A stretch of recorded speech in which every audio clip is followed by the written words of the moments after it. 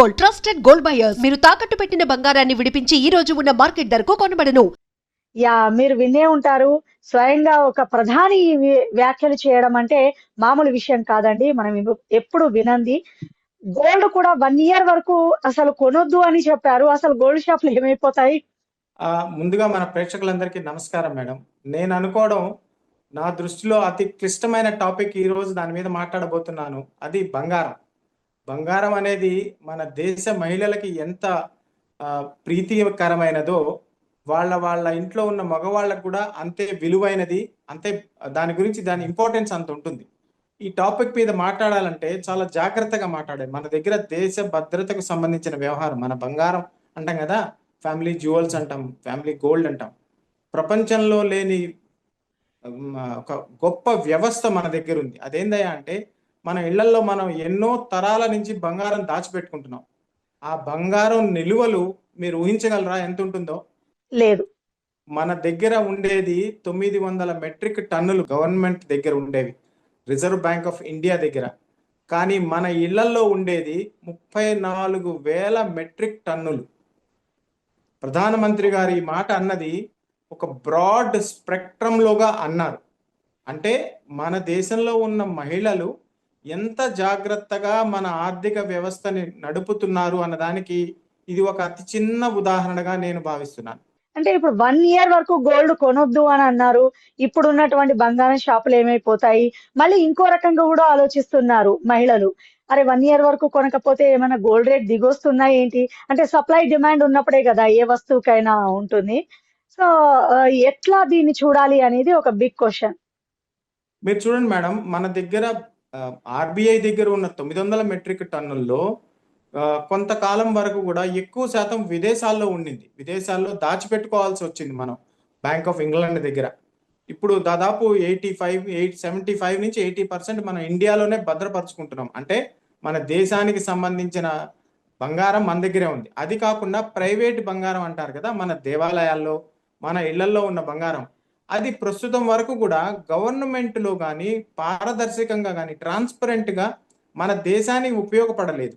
దేశానికి ఉపయోగపడలేదు అంటే మన కుటుంబ వ్యవస్థకి, మన మహిళలకి ఎంత బాగా కుటుంబాలకు ఉపయోగపడుతుందో మీరు ఊహించండి. 34,000 మెట్రిక్ టన్నులు ఎవరి దగ్గర నిల్వలు లేవు ప్రపంచంలో. మనం 6, 7, 8 స్థానాల్లో ఉన్నాం మన దగ్గర ఉన్న బంగారంలో. కానీ మళ్ళీ కొంటున్నాం అంటే ఏమని అర్థం? మీరు చాలా కరెక్ట్గా ప్రశ్న వేశారు. సాధారణ మనలాంటి మహిళలు, మన కుటుంబాల వంటి వాళ్ళు కొనటం లేదు. వ్యాపారస్తులు కొంటున్నారు, పెద్ద బిగ్ షాట్స్ కొంటున్నారు. దాని గురించి మోదీ గారు అన్నారని నేను అభిప్రాయపడుతున్నాను. కానీ గోల్డ్ రేట్ అయితే తగ్గదు కదండి ఆఫ్టర్ 1 ఇయర్ తర్వాత? డెఫినెట్ గా తగ్గుతుంది మేడం. మీరు ఊహించండి, మన దగ్గర ఉన్న బంగారాన్ని మనం రొటేట్ చేయడం స్టార్ట్ చేశామంటే ప్రపంచం మొత్తం గగ్గోలు పడిపోతుంది. స్వామి మా దగ్గర వచ్చి కొనుక్కోండి అని. ఎందుకంటే మన అతిపెద్ద మార్కెట్. మనం ప్రతిరోజు మన వ్యవస్థ నిలబడింది అంటే ప్రపంచం 3వ ప్రపంచ యుద్ధంలో కొట్టుమిట్టాడుతోంది ప్రస్తుతం, అన్డిక్లేర్డ్ థర్డ్ వరల్డ్ వార్లో. కానీ మనం ప్రశాంతంగా ఉండగలుగుతున్నామంటే మన దేశంలో ఉన్న మహిళలు, వాళ్ళు దాచిపెట్టిన బంగారం.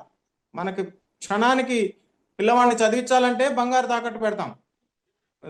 ఉద్యోగంలో 2-3 నెలలు జీతాలు రాలేదు అంటే బంగారం తాకట్టు పెడతాం. కూరగాయలు కొనాలంటే పాతకాలంలో బంగారం శెట్టిగారి దగ్గర పెట్టుండేవాళ్ళం.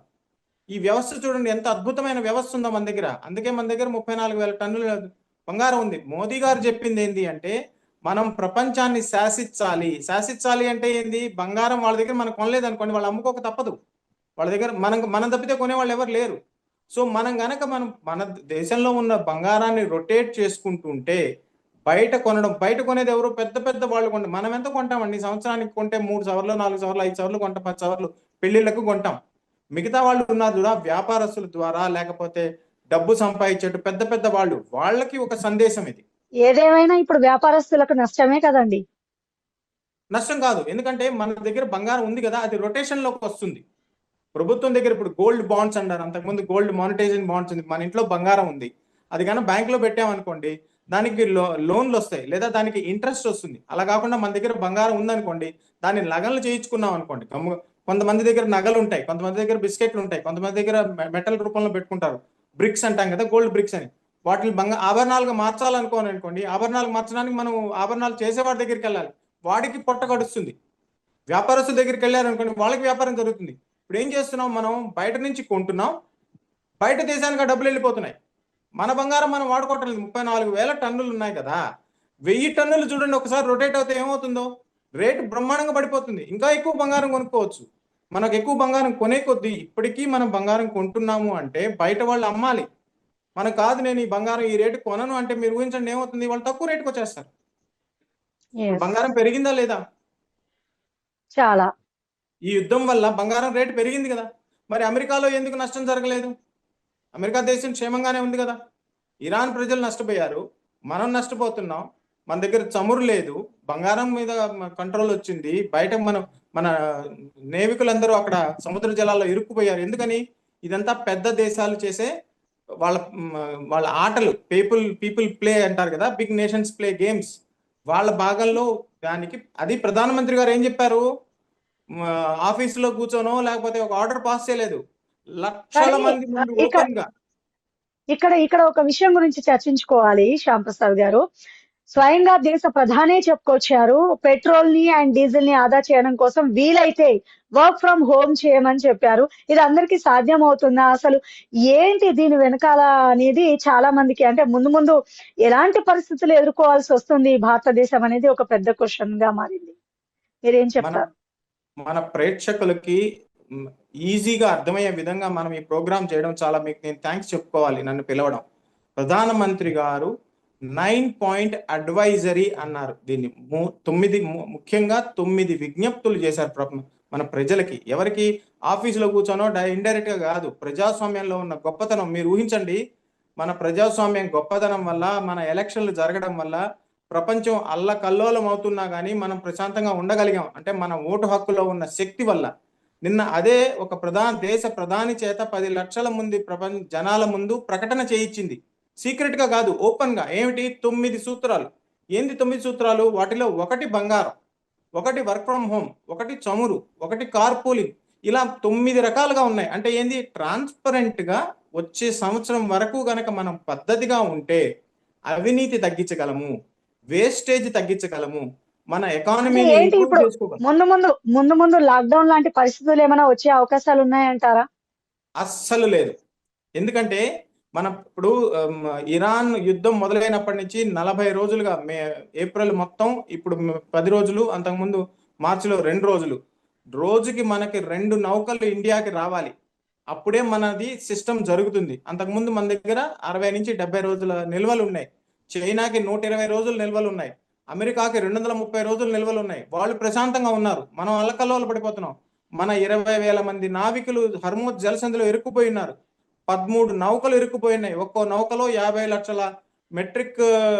లక్షల బ్యారెల్స్ చమురు వస్తుంది. అంటే దాదాపు మనకి రోజుకి 2 నౌకలు కావాలి అవసరం. ఇప్పుడు మన దగ్గర రావటం లేదు, 3-4 రోజులకు ఒకటి కూడా రావటం లేదు. కాబట్టి మనం ఏం చేస్తున్నాం, వెనిజువేలా నుంచి తెప్పించుకుంటున్నాం, దూరం నుంచి తెప్పించుకుంటున్నాం. రేట్లు కూడా పెరిగిపోతాయండి, పెట్రోల్ డీజిల్ రేట్లు కూడా. ఇప్పుడు చమురు అంతకుముందు ఇరాన్ నుంచి వచ్చే చమురు దగ్గర దూరం నుంచి రావడం వల్ల రేటు తక్కువగా ఉండేది. ఇప్పుడు మనం 110 రూపాయల్లో ఉన్నాం పెట్రోల్లో. ఇప్పుడు దూరం నుంచి రావాలి, ఆఫ్రికా నుంచి రావాలి, వెనిజువాలా నుంచి రావాలి.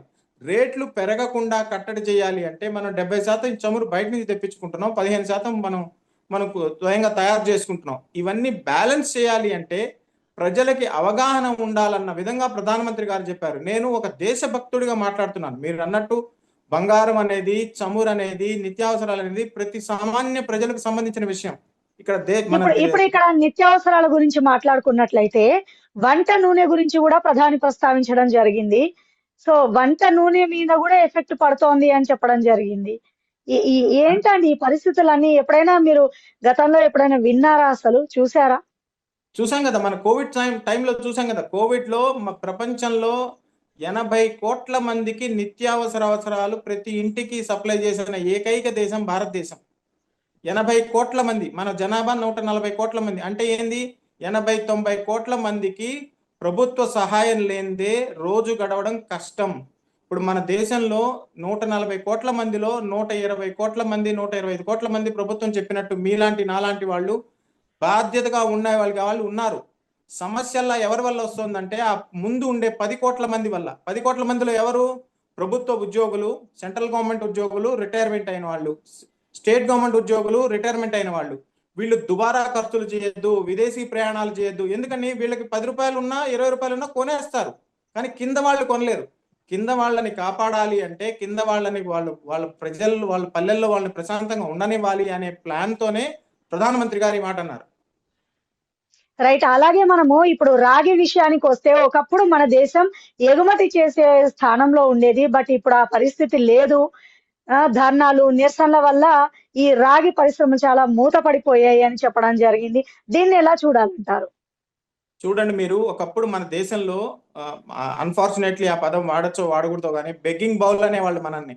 ఆ తర్వాత మనం స్వామినారాయణ అయ్యర్ గారి దయ వల్ల రెవల్యూషన్ చేసుకొని ఆహార ఉత్పత్తుల్లో ఇండిపెండెంట్ అయ్యాం, ప్రపంచానికి ఎక్స్పోర్ట్ చేసే స్థాయికి ఎదిగాం. దానివల్ల ఏం జరిగింది? ఎరువులు, యూరియా, రసాయనాలు బయట నుంచి విపరీతంగా దిగుమతి చేసుకున్నాం. దానివల్ల నేల సారం చెడిపోయింది. నేల సారం చెడిపోతే ఏమవుతుంది? ఒక్కసారి చెడిపోతే ఇంక 3 ఏళ్ల వరకు దానికి మళ్ళీ బలం ఉండదు. దానివల్ల ఏమైనాయి? మనది ప్రకృతి పరంగా మనం తినే ఆహార పద్ధతులు మారిపోయాయి. ఇప్పుడు తను చెప్పడం వల్ల మన దేశంలో ఉన్న వస్తువుల్ని మనం వాడుకుంటే మనకి ఆరోగ్యం బాగుపడుతుంది, దిగుమతులు తగ్గుతాయి, బయట నుంచి రసాయనాలు కొనుక్కునే అవసరం కూడా తగ్గుతుంది. ఇప్పుడు మీరన్నట్టు ప్రతి ఒక్కరికి తెలిసిందే రసాయన ఎరువులు వాడితే భూమిలో సారం తగ్గుతుంది, అది ఆరోగ్యానికి మంచిది కాదు అని తెలియని వాళ్ళు ఎవరు ఉండరు, చదువుకున్న వాళ్ళందరూ. అయినా కూడా అలాగే వాడుతూ ఉన్నారు. ఇప్పుడు ప్రధాని మోడీ స్వయంగా ఇలా చెప్పడం మూలాన ఏమైనా మార్పు వస్తుందని ఆశిస్తున్నారా మీరు? తప్పకుండా మార్పు వస్తుంది. ఎందుకంటే మన జనాభాలో ఉన్న 80-90% మందికి ఏ సమస్య లేదు. ఆ 10% ఉన్నారు కదా పైన, అనవసరంగా రసాయనాలు ఎక్స్పోర్ట్ చేసేవాళ్ళు, ఇంపోర్ట్ చేసేవాళ్ళు, అనవసరంగా అమాయక రైతులకు అందించేవాళ్ళు, వాళ్ళకి ఖబర్దారైంది. ఒరే, మీరు ఎక్కువ సంపాదించద్దు, మీరు ఎక్కువగా అవినీతి చేయొద్దు, నాకు మీరు చేసే వ్యవహారాలు తెలుసు అనేది ఒక హెచ్చరిక లాంటిది. ఇది సామాన్య ప్రజానీకానికి మంచి చేస్తుందే తప్ప చెడు ఏమాత్రము చెయ్యదు. రైట్. ఎప్పుడూ లేనిది స్వయంగా మోడీ గారే ఇలా మాట్లాడడం అంటే ముందు ముందు మన ఆర్థిక వ్యవస్థ ఎటువైపు వెళుతుంది అన్నటువంటి ఆలోచనలు కూడా వస్తున్నాయి. దీనిపైన మీరేమంటారు? మన ఆర్థిక వ్యవస్థ చాలా గట్టిగా ఉంది. మన మహిళలు దాచిపెట్టిన బంగారం వల్ల, మన ఆర్థిక విధానాల వల్ల, మనం పాటించే పొదుపు వల్ల. నేను అన్నాను కదా ఇందాక, 80-90% మంది చాలా మంచి వాళ్ళు, నిజాయితీగా ఉండేవాళ్ళు, ధర్మబద్ధంగా ఉండేవాళ్ళు, ప్రభుత్వం చెప్పిన పని వినేవాళ్ళు. మీరు ఊహించండి, కోవిడ్ టైంలో 80 కోట్ల మందికి మనం ఆహారం అందించామంటే బయట నుంచి రాలేదు. మన FCI గోడౌన్స్ లో ఎంతో కాలంగా పడిపోయి ఉండింది. మన కలెక్టర్లు, మన ఎస్పీలు, మన ప్రభుత్వ రంగంలో పనిచేసే వాళ్ళందరూ అప్పటికప్పుడు దాన్ని తరలించి ఎక్కడి వాళ్ళకి అక్కడ అందించారు. ఇప్పుడు మీరు ఊహించండి, మన ఊళ్ళల్లో మనం పండించేది పట్టణాల్లో అమ్ముకుంటున్నాం, పట్టణాల్లో తయారు చేసేది పల్లెల్లో అమ్ముకుంటున్నాం. ఒక చిన్న ఉదాహరణ చెప్తాను నేను. కోయంబత్తూరు దగ్గర తిరుపూర్కి వెళ్ళాను ఒకసారి నేను 15 ఏళ్ల క్రితం. ప్రపంచంలో ఉన్న పెద్ద పెద్ద బ్రాండ్స్ అన్ని, అపెరల్ బ్రాండ్స్ అని అక్కడ తయారవుతాయి. చిన్న చిన్న ఉద్యోగులు, వాళ్ళు చిన్న చిన్న గదుల్లో కూర్చొని చేస్తారు. తయారు చేసేసిన తర్వాత ఆ బ్రాండ్ ప్రింట్ అంత ఇచ్చేస్తారు. మీరు యూ నేమ్ ఇట్, అక్కడి నుంచి అవి ఎక్స్పోర్ట్ అయిపోతాయి. అంటే మన డెమోగ్రాఫిక్ డివిడెంట్, మన దేశం అవసరం ప్రపంచానికి ఉంది అని తెలియజెప్పే సూచన ఇది. రైట్. అలాగే విదేశీ వస్తువులను బహిష్కరించండి, స్వదేశంలో ఉన్నటువంటి వాటిని మనం ఎక్కువగా వాడడం మంచిది అని చెప్పుకుంటూనే వరంగల్ కాకతీయ టెక్స్టైల్ గురించి కూడా ప్రస్తావించడం జరిగింది. ఎంతో మందికి ఉపాధి కూడా లభిస్తుంది అని ఆయన వ్యాఖ్యానించారు. సో మార్పు అనేది ఎప్పుడో ఒకప్పుడు రావాల్సిందే, అది ఇప్పటి నుంచే స్టార్ట్ అయిందని అనుకోవచ్చా? మీరు మరొక విషయం, మంచి మార్పు అనేది ఆల్రెడీ స్టార్ట్ అయిపోయింది. ఎందుకంటే కోవిడ్ సమయంలో ప్రపంచంలో అధికారంలో ఉన్న ఏ ప్రభుత్వం కూడా ఇప్పుడు అధికారంలో లేదు. రాష్ట్రాల్లో కానీ దేశంలో కానీ వాళ్ళ దేశాల్లో, వాళ్ళ ప్రావిన్సుల్లో, వాళ్ళ చిన్న చిన్న ఏమంటారు కదా, వాటి రకరకాల పేర్లు ఉంటాయి. మన దేశంలో, మన రాష్ట్రాల్లో దాదాపు చాలా వరకు ప్రభుత్వాలు కొనసాగుతున్నాయి. అంటే ఏంది? మన ప్రజాస్వామ్యంలో ఉన్న శక్తి, మన ప్రజల ఓటు హక్కు మీద ఉన్న గౌరవం, మన ప్రజలకు తెలుసు ఏం చేస్తున్నామని. ప్రభుత్వం తప్పుగా చేసింది అనుకోండి, తీసి పక్కన పడేస్తారు. సో ప్రభుత్వాలు కూడా అంతే జాగ్రత్తగా ప్రయత్నిస్తున్నాయి, అంతే జాగ్రత్తగా ప్రవర్తిస్తున్నాయి. ఇది 9 సూత్రాల ప్రణాళిక ఓపెన్ గా అందరి ముందు చర్చించడం వల్ల వ్యాపారవేత్తలకు, పెద్ద పెద్ద బిజినెస్ మెన్లకి, ఎక్కువ డబ్బులున్న వాళ్ళకి, విహారయాత్రలు ఎక్కువగా చేస్తున్న వాళ్ళకి, అయ్యా మీరు ఇప్పుడు నా దగ్గర 4 కార్లు ఉన్నాయి, ఒక కారు వాడినా కానీ నా పని జరిగిపోతుంది. అలా కాకుండా ఒక్క ఆటో ఉన్న వాడి పరిస్థితి ఏంది? వాడే డీజిల్ నేను వాడేస్తే వాడు ఎప్పుడు నడుపుకోవాలి? ఈ సూచన అందడం వల్ల అందరిలో మార్పు వస్తుంది, దేశంగా మనం అందరం ముందుకెళ్తాం. మీరు ఇంతకుముందు అన్నారు భారతీయులకు ఒక సెంటిమెంట్ గోల్డ్ అనేది కొనడము, కానీ శుభకార్యాలు వచ్చినా కూడా దయచేసి గోల్డ్ కి ఒక 1 year దూరంగా ఉండండి కొనడం అని ప్రధాని మోడీ చెప్పుకొచ్చారు. ప్రజలు ఎంతవరకు ఈ మాట కట్టుబడి ఉంటారు అన్నది అర్థం కాని ప్రశ్న. మీరేమంటారు బ్రహ్మాండం దీనిపైన? కట్టుబడి ఉంటారు. మీరు నేను కట్టుబడి ఉంటాను. మనం ఎప్పటి నుంచో కట్టుబడి ఉంటున్నాం. ప్రధాని కోవిడ్ టైంలో ఎంత 24 ఒక గంటలో 3 గంటల నోటీస్తో మనం లాక్డౌన్ పాటించిన దేశం ప్రపంచంలో ఎక్కడా లేదు. సామాన్య ప్రజలు పాటిస్తారు. పాటించిన వాళ్ళు ఎవరంటే పెద్ద పెద్ద బడా బాబులు. నేను చెప్పాను కదా 10 కోట్ల మంది, 140 కోట్లలో 10 కోట్ల మందికి ఇది ఒక రకమైన హెచ్చరిక. మిగతా వాళ్ళందరికీ ఒక రకమైన భరోసా. ప్రధానమంత్రి గారు అన్ని తెలుసు, మీతోనే ఉన్నారు, ముందు ఉన్న 10 కోట్ల మంది 20 కోట్ల మంది ఖబర్దార్ జాగ్రత్త అని నేను అనుకుంటున్నాను. కానీ మీరన్నది వాస్తవమే. డబ్బున్న వారిని పక్కన పెడితే బిలో పావర్టీ లైన్ లో ఉన్న వాళ్ళకి ఇది ఒక పెద్ద సమస్యగా తయారైంది. ఇప్పుడు నా దగ్గర ఒక ఆటో ఉంది లేదా ఒక ట్రాక్టర్ ఉంది. ఈ రోజు నేను పొలానికి వెళ్ళాలి, పండించాలి, నాకు డీజిల్ లేదు. ఎందుకు లేదు? పెద్ద పెద్ద వాళ్ళు అక్కడ పెద్ద పెద్ద కార్లు నా ఒక కారు ఉంటే ఒక కారు డీజిల్ పట్టుకునేవాడు 4 కార్లు నింపుకొని రెడీగా కూర్చో ఉన్నా. నాకు అవసరం ఎంత? ఒక కారే. నా కుటుంబంలో 4 ఉన్నారు, 5 ఉన్నారు. మొన్న చూడండి, ఒక 2 పిల్లలు రీల్స్ చేయడానికి వాటర్ ట్యాంక్ ఎత్తేస్తే 5 మంది ఎక్కితే ఒకరు చనిపోతే 2 గాయపడితే 2ని కాపాడడానికి ఒక హెలికాప్టర్లో భారతీయ వాయుసేన హెలికాప్టర్ వచ్చి కాపాడింది. ఎంత ఖర్చు అయి ఉంటుంది ఆ 2ని కాపాడడానికి? దాదాపు 50-70 కోట్లు అయి ఉంటుంది. కానీ కాపాడాం కదా. మన పౌరుల విలువ డబ్బుతో కాదు, అది ప్రభుత్వానికి తెలుసు. డబ్బులు ఉన్న వాళ్ళు ధనికులకు ఇది సూచన. ఇది సూచన కాదు, హెచ్చరిక. మిగతా వాళ్ళకి అండ్ సూచన. అండ్ ఇప్పుడు గ్యాస్ విషయానికి వస్తే కూడా ఈ మధ్య కాలంలో చాలా తీవ్ర కొరతను చూసాం మనము. ముందు ముందు గ్యాస్ పైన కూడా తప్పదంటారా ఇలాంటి ఆంక్షలు? రేట్లు కూడా భారీగా పెంచేశారు. ఉంది దాచుకునే వాళ్ళు కొందరైతే మార్కెట్ లో కృత్రిమ కొరత సృష్టించే వాళ్ళు మరికొందరు. పరిస్థితి ఏమవుతుంది, ఎటువైపు వెళుతుందనే ఆందోళన ప్రతి ఒక్కరిలో ఉంది. ఇలాంటి నేపథ్యంలో మీరు ఎలాంటి సలహాలు సూచనలు ఇవ్వదలుచుకున్నారు? ప్రధానమంత్రి గారు చెప్పిన దాంట్లో భాగంగా మొన్న ముఖ్యమంత్రి గారు నెల్లూరులో ఒక 5-6 రోజుల క్రితం ఉన్నట్టుండి పెట్రోల్ డీజిల్ కొరత వచ్చింది. గమనించి చూస్తే ఏందంటే పెట్రోల్ కావాల్సినంత ఉంది, కానీ అనవసరంగా అధికంగా కొనగలిగే వాళ్ళు, డబ్బులు ఉన్న వాళ్ళు కొనుక్కొని వెళ్ళిపోతున్నారు. మిగతా వాళ్ళకి దొరకటంలా. 50 రూపాయలకు పట్టించుకునే వాళ్ళు ఉన్నారు, 100 రూపాయలకు పట్టించుకునే వాళ్ళు ఉన్నారు, 200లకు పట్టించుకునే వాళ్ళు ఉన్నారు. కానీ 2000 పట్టించుకునేవాడు 10,000 పట్టించుకోవాల్సిన అవసరం ఎందుకుంది పెట్రోలు అంటే? ఏమని అర్థం? సో నా దగ్గర డబ్బులు ఉన్నాయని నేను చేస్తాను. దానికి ఇది ఒక హెచ్చరిక. ప్లస్ మన దగ్గర ఉండే రిజర్వులు, మన దేశంలో ఉన్న రిజర్వులు 60 నుంచి 70 రోజులకు సరిపోతాయి. ఇప్పటికి మనం 44వ రోజుకు వచ్చేసాం. ఇంకా 20 రోజులకు సరిపడా మన దగ్గర ఉన్నాయి. మిగతా రోజుకు 2 నౌకలు రాకపోతే మనకు కష్టం అవుతుంది. ఇప్పుడు రోజుకి 2 నౌకల బదులు మనకు 4 రోజులకు ఒక నౌక వస్తుంది. వీటన్నిటిని కట్టడిలు పెట్టుకొని దూరం నుంచి వచ్చే ఆయిల్ కోసం ఇది చేసిన హెచ్చరికగా పెద్ద పెద్ద పరిశ్రమలకి, పెద్ద పెద్ద బడా బాబులకి ఇది హెచ్చరిక. సామాన్య ప్రజలకు సూచన, భరోసా. రైట్. ఒక వింగ్ కమాండర్ గా మీరు చెప్పండి, దేశానికి ప్రాణాలు ఇవ్వడమే కాదు దేశభక్తి అంటే, ఇలా మనము అన్ని విషయాల్లో జాగ్రత్తగా పొదుపుగా ఉండడం కూడా దేశభక్తి అని ప్రధాని మోడీ చెప్పుకొచ్చారు. మన భారతదేశ పౌరులకి మీరు ఎలాంటి సలహాలు సూచనలు ఇస్తారు? ఏం చేయాలంటారు ముందు? ఏం చేయాలంటే ముఖ్యంగా మన ఇంట్లో ఉన్న ఆడవాళ్ళ మాట వినండి.